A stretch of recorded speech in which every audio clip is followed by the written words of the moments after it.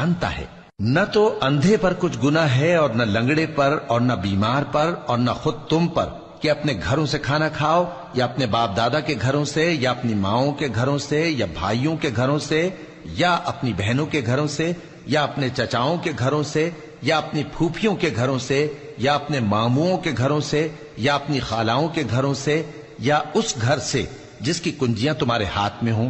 یا اپنے دوستوں کے گھروں سے، اور اس کا بھی تم پر کچھ گناہ نہیں کہ سب مل کر کھانا کھاؤ یا جدا جدا۔